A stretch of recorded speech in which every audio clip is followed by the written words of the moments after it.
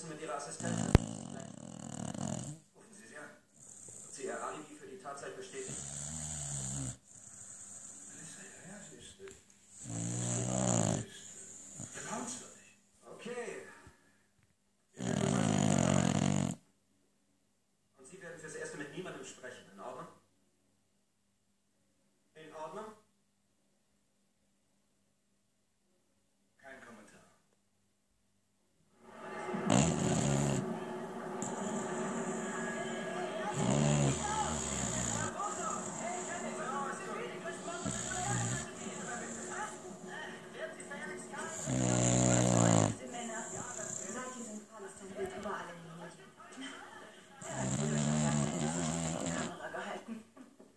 Entschuldigen Sie das bitte, Mr. Lomax. Kein Problem. Wie geht es Ihnen, Mrs. Lomax? Haben Sie gut Oh gespeist? ja, es war sehr